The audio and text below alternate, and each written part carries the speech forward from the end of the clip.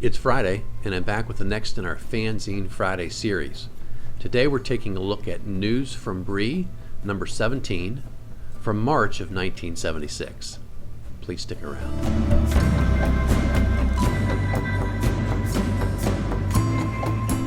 I'm AZ Mountaineer, and this is our channel, Old School Rules, where we celebrate the community of old school gamers and grognards who like classic RPGs, miniatures, magazines, and everything that goes with it.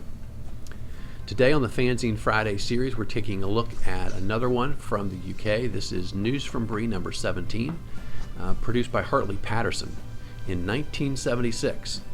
Another excellent early fanzine to take a look at. Hope you enjoy today's video. So News from Bree, last week we took a look at number 18. We're actually taking a step back now. I found number 17 from my collection. So that's March of 1976. This fanzine is just printed off on regular paper. It's like 11 by 17 paper that's been folded in half, and then it's stapled through the middle. And so just, all of it's the same kind of paper. And again, it was made to be folded in half.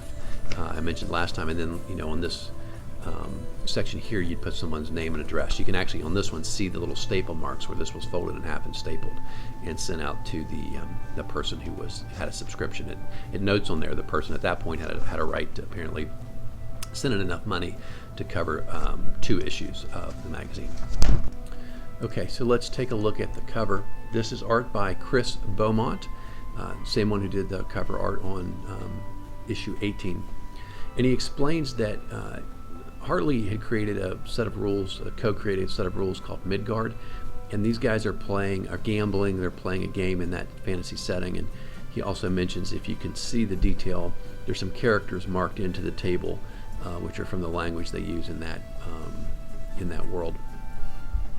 In his editorial, Hartley gives us a little bit of background about News from Bree, and he explains that it originally was a magazine for the Tolkien Society, and then says became a flyer, and now they've sort of split what used to be in here into 2 parts, where News from Bree is going to be a fanzine that focuses on a number of topics, and the other stuff that was in there before Tolkien focused will be in a new publication called West Farthing.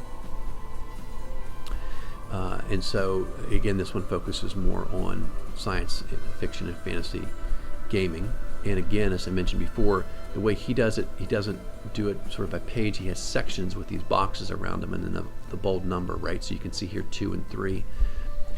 So his editorial is sort of 1, and then 2 is science fiction fantasy, where he's talking about different books you might buy. 3 focuses on wargaming. 4 would be meetings and conventions. There's none of those this time.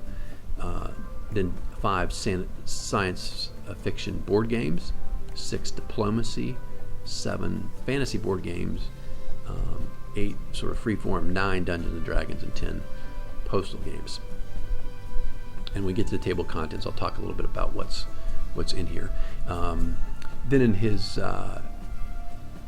editorial, he just gives a little bit of information about the evolution from sort of science fiction, and early on science fiction fanzines were pretty popular. The emergence of diplomacy in the 60s, and of course then the emergence of Dungeons and Dragons and role-playing games here in the mid 70s.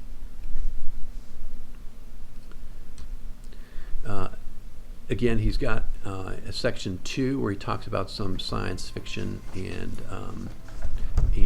fantasy, and a couple of those he mentions have information about fanzines. One's called Checkpoint, another one's called Fanzine Fanatic, spelled IQUE.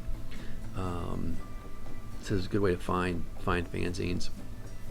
The other ones he mentions aren't relevant. British SF Association, FI International, Tolkien Society, which is obviously Tolkien focused, in work, which he does say has some information about fantasy fanzines.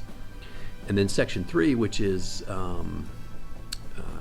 wargaming, he includes Owl and Weasel, which we know is a predecessor to White Dwarf, which of course is very fantasy focused. And then mention some other ones: Perfidious Albion, Phoenix, Wargamer's newsletter and Signal, which are Wargamer stuff. And then he has an interesting little section here. He talks about the Royal Armies of the Hyborian Age, which of course is wargaming rules based on the Conan books, and he gives a little indication of the proper chronology for the Conan series. Then he talks about some issues with diplomacy in section 6. He has a review of Sorcerer, a game put out by Spy, which he says he thinks is actually a pretty fun board game, so he gives it a recommendation. There's some fantasy reviews here as well for Star Probe, which is obviously sci-fi, futuristic, Star Trek, Star Wars, interplanetary type game. And then the Empire of the Petal Throne, which he points out, people at the time talked about it's a little expensive, but he gives it a thumbs up. He says the biggest challenge is the fact that so much of it is all from Barker's imagination, and so when he talks about particular alien races or whatever, the only information you have about that comes from the rules. Nobody knows about it sort of otherwise, because it's not from, for example, traditional mythology. And he also says because everything is so clearly created by Barker's imagination, he personally says, I don't feel like I could bring in other things to this world. I don't really know if something, for example, from mythology would belong. So that's an interesting comment. And then he's got some information about some postal games. And then we're going to move on here, and let's take a look at the art. The other contributors: Hartley does all the text, Chris Beaumont's an artist, Steve Lyons an artist, and John Martin are artists. So let's take a look at some of the great art. So this is this is James Martin. He does the sort of dot-based art. And then here's another one of John's vampire-looking guy, and then a werewolf. And then we've got Lyons, Stephen Lyons art. He's got this Conan-looking dude, and then Shalob's Lair, which is obviously from Tolkien, but I think this is really good. This feels like a really good early amateur art for Dungeons and Dragons to me. And then we have Chris Beaumont's art. The figure here, we've got some creature coming up out of the water, and then a statue. Again, his art shows some very different styles, I think. All right, so let's get into the Dungeons and Dragons part of it. He mentions that in issue 16, he talked a lot about Dungeons and Dragons, and now he's got some feedback in the letters column about some of the things he talked about. Apparently in 16 he talked about how people were setting up their games, how deep their dungeons went, things like that. And so the first guy mentions that they've created a couple of monsters for their game, but not many. And he mentions the giant tribbles, which big things that just sort of come up in the air and then land on people for crushing damage, and something called bunnyips, which he just says are strong creatures, hard to kill, but don't normally attack, so no real description about what they look like. The other thing that he'd mentioned was clearly testing magic items, and I think Hartley's idea is, I don't want to let people out of the dungeon without sort of exposing themselves to the risk of cursed items. I think that's the point. And so he says, like, look, you're going to have to pick up a sword, and in his mind, at that point, if it's cursed, you're cursed, right? So there's no way to sort of get an item out. Maybe except for a potion, you wouldn't obviously have to test before you leave the dungeon. But he said, basically, a wand or whatever it is, you're going to pick it up and be exposed to the curse. And then even if you don't decide, for example, to try and test it by drinking a potion or trying to invoke a wand, I think that was Hartley's point.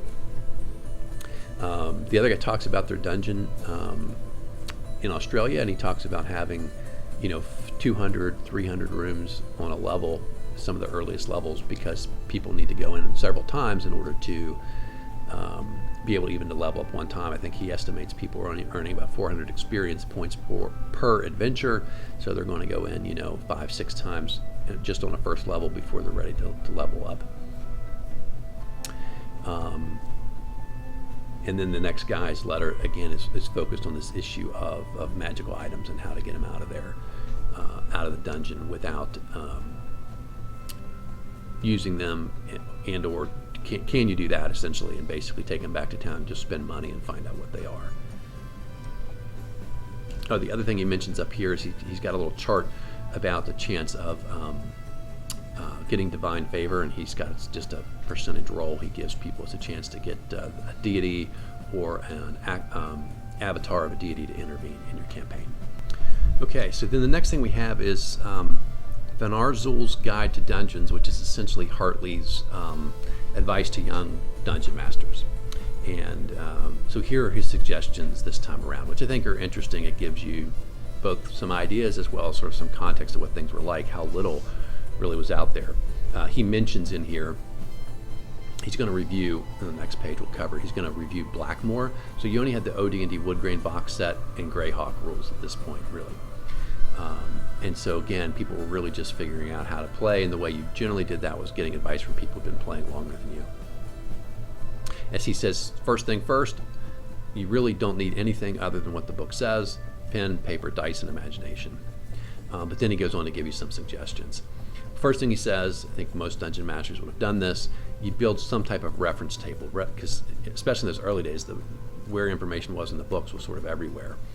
So he said, I like to make some reference tables. I copy down the things that I need, like saving throws, stats for the monsters, etc. And I have that. He said he actually puts a piece of cardboard, a piece of paper on front, puts it inside a sealed plastic bag so it's easy to find and safe at the table. He talks about, again, how do you make your dungeon? He said, I use a map, graph paper, and draw it like that, and I label, A1, A2, A3 for my rooms, and then his technique is to have index cards with each room in it, and I guess he flips through and finds them, and he pulls it out and looks to see what's in a particular room, and talks also about having items on an index card, so you could hand that to the players, like here's what you found, gold pieces, a magic sword, or whatever.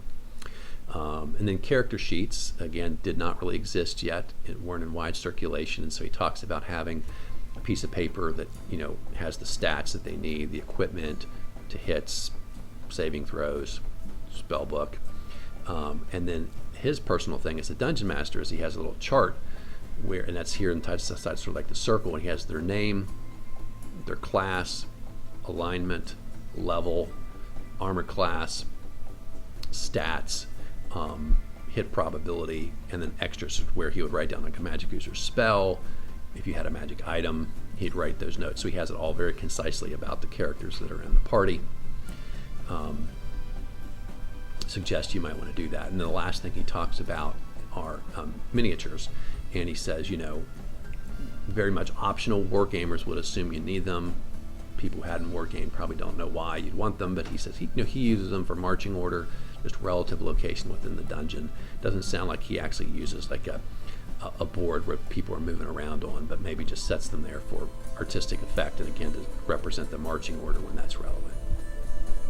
Inside the box, he's got an article on throwing, and in the News from Bree 18, I mentioned the follow-up, which is the letters he got about it, but he's talking about this apparently tendency in his campaign where people bring all these things of oil or Molotov cocktails, open a door, if the thing's not inflammable, they light up 3, 4, 5, 6 things of oil, throw it in there, light the room on fire to try and kill the monster, and shut the door, let it burn, wait until it's all quiet, and then they open the door. And he said oftentimes that's enough that they've burn up whatever was in there. And so, like often happens, dungeon masters react to these kind of things. I don't really like what they're doing. And one of the things he said was, now he'll have that burn up the contents of the room. So, you killed the monster, but you melted the treasure, you burnt the scrolls, the magic items, or whatever, as a way to sort of try and fight back against them, basically just using oil as their combat. And also lowering their risk, right, because they hide behind the door. So it's interesting. I never had characters get that excited about this as a practice that they did over and over and over again, but apparently his character's favorite way to get through a dungeon alive. So we have a review of Blackmoor, the second supplement book, right? Dave Arneson's ideas primarily, reworked and edited by members of TSR. 2 new classes, right? So you only had fighting men, magic users, and clerics up to this point. Greyhawk gave us thieves as well, and now we're going to add monks, which are a martial arts based subclass of clerics in these rules, and assassins, which are obviously sort of a subclass of thieves. He used disguise and can use other weapons, and of course can commit assassination. They also had some alternate rules for hit locations and some obviously new monsters. In that book was primarily a bunch of water-based monsters, which are several that we all know from AD&D, certainly in later copies of the rules. And sort of a big deal, it had the Temple of the Frog. The first TSR published module was in Blackmoor supplement. It was a dungeon designed by Dave Arneson. So that's kind of an interesting point. And a lot of dungeon masters for the first time could see an official TSR view of what a dungeon adventure looked like. So it's a good thing. He says, not necessarily everyone has to buy it, but certainly something people are going to want around, especially if they're going to want to run these character classes. He gives a note here about the formation of the D&D Society, where people can get connected to each other by sending in your name and address and becoming part of the group. And then he's got this idea of whether you need to know about which hand, this little article about handedness of your characters, right-handed, left-handed, or ambidextrous. I've seen similar charts in other early fanzines. I kind of like the idea of rolling for it, certainly more than the 2E version where you can select it as a skill, which then a lot of characters obviously select it. I like it being a random. If you're going to do it at all, make it a random thing that happens at the very beginning when you roll up your character, and so there's this very small chance that happens. Here he does roll 2d6 only on a 12. Would you get ambidextrous? So that's it for this issue of News from Bree, number 17, another classic early fanzine from 1976. If you're enjoying the content, you can give us a like, and hopefully you're already subscribed. If you're not, please do, and then you'll get notices when we have new content coming out. We try to put something out once or twice a week. And in particular, if you would please, if you know friends who might be interested in this content, would you please give them a notice and send them over to our channel to have a look. Hopefully we can build up our subscriber base. As I've mentioned before, I'm trying to get as many subscribers as I can by the end of the year. Hope you're enjoying this series. We'll be back next week with another one. I think we've got a couple more of these News from Bree, and then I found today my others. After 20, they shrink down to a smaller size, and so I've got a couple more to do there. So we'll do News from Bree here for a few weeks, and then we'll switch to something else. If you've got something you'd like us to take a look at from the early fanzine era, please send it in. If I've got it in my collection, I'll be glad to jump there next. All right, have a great weekend, my friends, and until next time, keep rolling 20s.